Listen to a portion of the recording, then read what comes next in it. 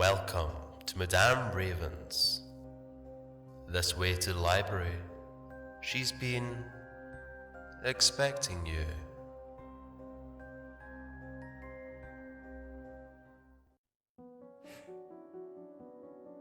By the light of the silvery moon, Lacy in the City, Part 2, by BearLair64. Earl looked in the rearview mirror at his passenger who was sprawling in the back seat of his pickup. "You doing all right, m'lady?" Lacy grinned and raised her chin. "Enjoying the view, at least?" It was night, so they didn't worry about anyone seeing anything but a large dog in the back seat, if they saw anything at all. She nodded and huffed, and a little foul breath to fill the cab with noxious vapors. They soon arrived at Val's townhome and made it inside before anyone noticed. Lacy played the part and ran about on all fours until Val closed the door behind them. In some ways, she enjoyed the game that ensured that all two legs around her would think her a large but simple dog, while she could listen in on their secrets.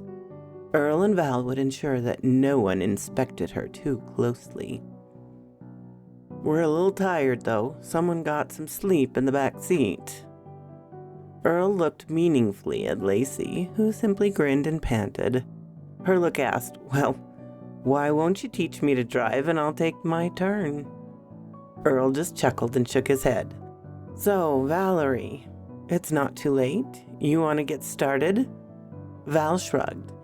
"If you don't mind, I think it's a good idea. The last victim appeared to have most of his parts, according to the first report that's no longer posted. He wasn't killed for food, but in anger. This thing may be getting worse." They were soon underway, and before long they reached a darkened side street near True Line Trucking. Earl shifted his concealed carry shoulder holster, in which he carried a large framed .45 caliber pistol. "I miss my shotgun, but we can't afford to have too much attention. Besides, it is in the back floorboard in case things get too crazy. You got your little 9mm party pooper?" And Lacy, well, she's got herself. Lacy gave her best feral Dogman grin. It was the one that caused people to lose control of their bodily functions, and that gave werewolves nightmares. "We have to work as a team as we practiced, and just in case anyone forgets, this ain't paintball." He was angry with himself for not eating more of the hated prey man than he had. Just the heart and the brain, and a few stray pieces that clung to them. Yet his fury was what had needed sating at the time. He decided to take one more meal from this hated place before he moved to a fresher hunting trail. Yet prey was non-existent tonight. Perhaps he'd already hunted it as far as he could. Hunger gnawed at his innards, so he held out for just a little longer and was rewarded with one of the rolling metal boxes full of potential food. It turned into the dark end of the business park, where he'd set up his hunting stand. The wind shifted, and he caught their scents. A male and a female, and a female of another type. One that set his senses immediately on edge and elicited a low growl from deep within his chest. His instincts screamed that this was an enemy. Lacy stiffened for a moment and rose to her considerable full height. She raised her nose and sniffed. She caught just the faintest odor, and then the breeze shifted, and she lost it. Yet it was enough. She was sure of what they faced. When she again resumed her four-legged posture, she met the eyes of her alpha and nodded. She flicked her chin briefly in the direction from which the scent had come. Earl nodded. That was fast. "So on top of those shipping containers just beyond the fence?" Lacy replied with a single nod. Earl withdrew the pistol from under his shirt and assumed a two-handed grip. "Best fill your hands, lovely Val. We have company." As they readied themselves, a dark blur emerged from the shadows, and a hideous, howling roar set adrenaline surging. Before anyone but Lacy could react, the young beast man was upon them. The heart of the hound met precipitously with the heart of the wolf, and the two great beings clashed. They moved quickly, and it was dark, so they became mostly a shadow, blend of teeth and claws, slashing, snapping, throats growling, as each attempt to gain deadly purchase on the body of the other. There was no way for either of the humans to get in a shot, with Lacy and her adversary so closely bound together. Lacy was furious and allowed her instincts to take hold as she fought for her life against her most natural enemy. This was what the Old One had meant. The exaltation of combat with the eldest foe of her kind, the one that made her soul scream out in rage. This one was young, not fully grown, only about her own size, though it had large shoulders and a deep chest. It was powerful but unskilled. She turned aside its efforts to seize her throat in a slavering maw. She managed to do some injury to its flanks and upper chest with her claws. And then, on one of their rolls, it managed to get her right forearm inside the farthest front end of its jaw, and she felt the teeth enter her flesh.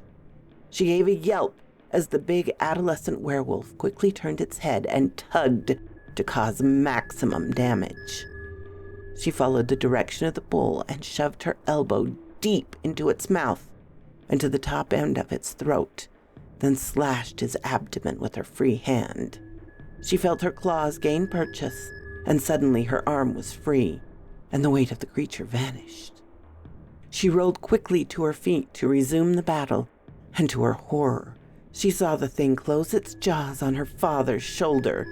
The old man pumped a few rounds into the monster's guts and thighs.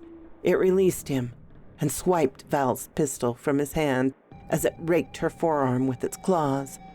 It turned and bounded away into the shadows, limping and howling with pain and rage. Lacy took a few paces in its wake, but stopped. She had to attend to her pack members. She ran first to Earl, who lay sprawled on his back, his pistol set aside and his free hand gripped on the injured shoulder. Lacy quickly lifted aside the hand and plunged her claws into the fresh wound. She did the same on the other punctures. Val ran up and grabbed at her. "Lacy, what are you doing? You'll make him bleed more." Lacy whipped around and rose to her full height, well above that of her human sister. She was still in a wild and angry state. Her eyes blazed and her claw raised until she took in the expression of pure terror on her packmate. She turned and raised scalpels at the end of her fingers from a threat into a gesture of explanation by giving them a wiggle. Val gripped the slashes on her own arm, and the light of understanding touched her eyes. "You want to try to help to make him stronger, like when that other Lacy scratched him, and when Barnum scratched Tom." Lacy gave a quick grin, huffed, and nodded. Earl managed to rise during the exchange. He tucked away his pistol. "Thank you, my darling girl. I don't want to end up like poor Barnum. We'll know soon enough. About the time you come out of your flu, Val. Not sure we killed that thing. Probably not. Girls promised me that if I begin to change, you will help me end it the only way we can." The pain from the other's claws was intense. The wound from the Bray creature's weapon throbbed, but he knew that they would heal, and the ringing in his ears would pass. He'd made it back to his daytime lair, a place removed from his hunting grounds. He bled and was weak, yet to restore himself, he would have to feed. It would mean abandoning this place, and that was just as well. He did not feel up to climbing, and with his current wounds, felt most comfortable on all fours. The local meat would not recognize him as a threat until too late. He wandered the area for a short time, then saw one of the two-legged Bray creature in the middle of a paved area. It rode around on a metal thing, circling and looking about in a fairly alert fashion. Yet it was alone. He took a sniff of the air around him to ensure that no other predators or prey was present. He was not feeling up to another fight. He used the shadows from a broken streetlight to approach as closely as possible to the circling figure. "Stupid stray mother," the thing said as he sprang onto it. They crashed to the hard surface, and a quick seizure of its head and a jerking turn of his own rendered the thing quiet and served as meal preparation. He carried it to his lair to consume at leisure while he healed. The trio of hunters took refuge in Valerie's home. She was asleep in the fog of the wolf-scratch fever. Earl lay about in a similar stupor. Lacy was alert and had trouble resting from the pain of the wound in her forearm. "Stupid little beast," she hissed internally. "What was it thinking, attacking the three of us? On the other hand, how is it that the three of us were unable to kill a teenage werewolf?" She was most worried for Earl, whom she thought of as the alpha of her pack and as her father. What will become of him? I don't think my scratches will save him. Only slow the venom in the bite. She alternately paced and fretted. When one of her charges moaned and showed signs of even the slightest alertness, she gave them water. It would take time. "Lacy?" Valerie came out of it first. The scratches had begun to heal, and the vitality that would come with them had begun. "How's Earl?" She, of course, looked for herself, since Lacy was unable to provide details. They both peered in concern at the man they so admired. He still slept, but fitfully, no longer in the coma state in which he had been when they arrived at the townhome. Val looked up at Lacy. "Thank you, sis. You were amazing. So brave, so fast, and so angry. Without you, we'd have been so much meat for the grinder. I can't believe that Uncle Earl has taken out a few of those things. You too, for that matter." Lacy just stared at her in inscrutable manner that canines sometimes assume when they understand but have nothing to add. She let her tongue loll and returned her gaze to her father. She was still there when Valerie returned from a short foray to the local store. Earl thumped along a familiar trail, one on his property. He smelled something delicious up ahead, and his stomach rumbled in anticipation of a delectable morsel, a bloodbath and a gorging feast. He approached the little cattle pond by the pathway, and there it was, his prey, bent forward looking into the water, perhaps deciding on whether to take a drink, like a fearful deer, only on two legs. At first he smelled the mature one, the one that shared his den. But when the prey rose, alerted to his presence, and turned to face him, the scent shifted and he sprang forward to devour her, the features resolved in those of Valerie Lefevre. Earl had stirred with ever more energy during Lacy's vigil, until the moment when his eyes snapped open. They were red-rimmed, and his initial expression was one of fury and fear. He sweated profusely, and his breaths were rapid and shallow, like panting. Did he have more hair on his face than he should? Did his ears point ever so slightly? She wondered. He looked around wildly, clearly confused for a moment, then clarity began to return. "Lacy, Val, my girls," he panted. "Are you okay?" His eyes filled and his gaze became hunted by the realization of what was to come. They settled in for a meal and then a conference. Val had brought fresh meat for Lacy and some other items for she and Earl. She broke the silence. "I think you know how I feel. Good and getting better. I really want to go for a run, but not while Fido is still roaming the streets gobbling up, well, in the latest case, part of a street gang." She explained that the local gang member's remains had been found in an abandoned house in the blighted neighborhood in the depths of the urban sprawl. There weren't many remains. The investigators aren't saying anything. Protocol. Yet rumors abound that there was other blood found at the scene. Earl shook his head and rubbed at his temples. He developed a strong headache that would simply not fade as the venom and bacteria battled for his body. He already knew in his heart which would win, as had Lacy, who kept glancing at him with concern. It's been 2 days and a night. We need to get back on the hunt because he will be hunting again tonight if he hasn't already, especially with wounds to heal. His voice sounded rough to his ears, and his 5 o'clock shadow was out of control. He hadn't noticed, but when he spoke in Val's directions, she assumed the same expression as when Lacy huffed at her. The "ugh, what a horrible stench" expression. It's already begun, he thought sadly. We still need to rest. We can take another night, Val reassured, while Lacy stared at him, clearly awaiting his directions. No, we have to try and stop it before it kills again. Besides, he looked at each of them earnestly. I don't have much time. He raised a hand to stop Val's objections. He knew that Lacy would have none. We all know what will happen, and all too soon.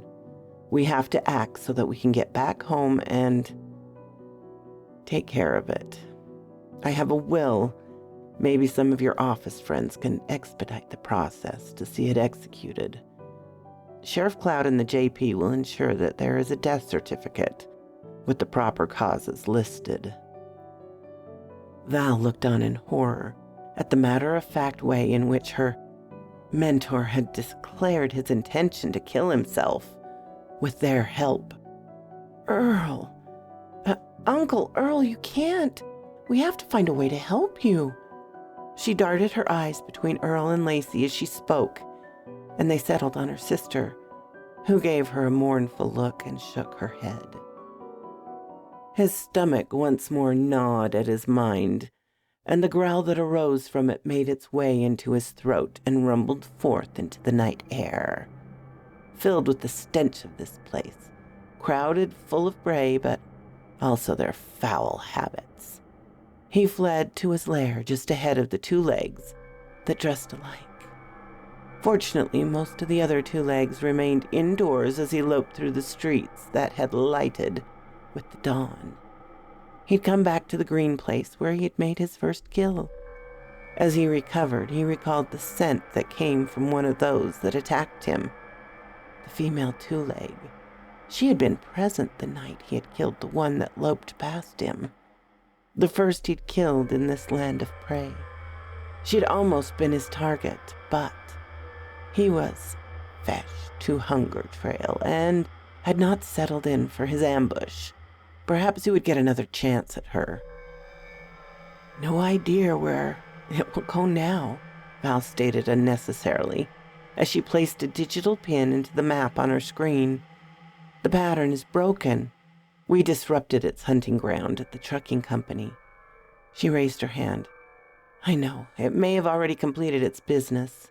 In any case, it has moved onwards. The crack house is off the straight line and in the deepest part of the city, yet it was a button-hook turn from where we had our confrontation, like it was heading back to more familiar haunts. They studied the other killing grounds, and eventually Earl growled. The park, near here. It's where he started his urban feeding frenzy. He may have recalled your scent, Val. It's very scrumptious after all. He grinned at her, his teeth just a bit longer and sharper, the expression filled with less warmth and more feral humor. She tried to hide her shiver. In the end, they chose to give Valerie a chance to shed some of her new vigor and for Earl and Lacy to spend some quality time on the verges of the green space. Val jogged along this time, fully alert, head on a swivel. Her 9mm bounced at her waist in a small belt pouch. Earl was only occasionally visible, and Lacy, Not at all, as she hugged the inside of the trees and flitted from cover to cover. Their pack was once more on the hunt. He couldn't believe it. No sooner had he taken position and prepared to feast, the scent of the female two-legs carried to him on the gentle currents of early nightfall. He selected a low-lying set of bushes beside the trail, and near a small pond that, judged by the odors, was frequented by his favorite prey creatures. She clopped along, looking around as her kind did. They did not listen to their noises and covered danger before they came too close to act. They always searched with their eyes, yet it was dark, and the shadows were his friends. Earl gave a signal, and Val slowed and gave her own signal as she withdrew the pistol. She kept it close to her waistline and kept moving her arms while clutching at her abdomen. She slowed to a walk and pretended to have a stitch in her side. The bushes to the front and right trembled ever so slightly, as though they shuddered at what they contained. The prey creature had slowed to a walk. Did she detect him? Surely not. She looked injured. Perhaps he had done enough damage to make her easy to take. She slowly drew closer, and her scent overwhelmed him. His hunger raged along with his ire. He deepened his crouch and prepared to spring forth with a roar. Val clearly saw the movement this time and dropped to her knees. Her hands pushed forward, filled with her pistol, even as the hunting roar of the furious werewolf shattered the night. She fought off the instinct to freeze and be devoured. Her training, though still meager, took over, and she opened fire at the enormous chest that rushed towards her and threatened to block her sight. The flames from the muzzle lit the darkness, and as her perception of time slowed and all else went silent, she could see the outline of each expended round as it flew from the chamber to make way for the next live offering. Yet the terrible visage of the beast grew closer, and the jaws gaped, the fangs gleamed.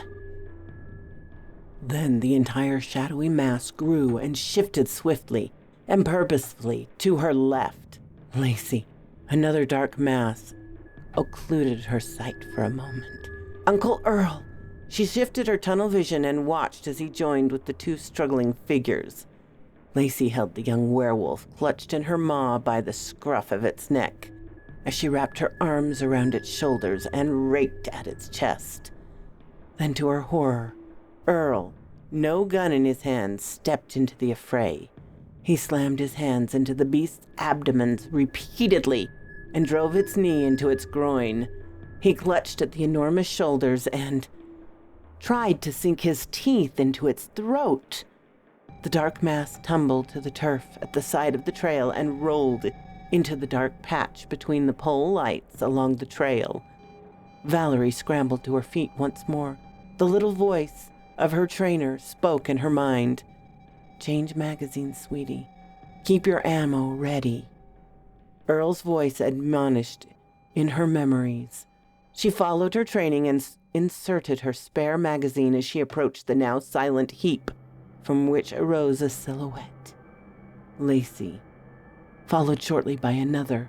Both raised their heads to the night and howled in triumph. They dumped the carcass of the werewolf into the pond. It had already started to decompose and would be gone from sight well before any human eyes looked towards them. They left quickly in case Val's gunshot had elicited an official response. Now she drove Earl's pickup as quickly as she dared towards his home. Lacy sprawled once more on the back seat, and Earl seated tensely beside her, his seatbelt tightly fastened around his chest, and his face turned out the open window and the winds of their passage. He clearly strained, not against his physical bounds, but against the madness that threatened. The fight and the blood had increased the speed of his transformation. "Jean, I can't thank you enough. Please don't tell Miriam.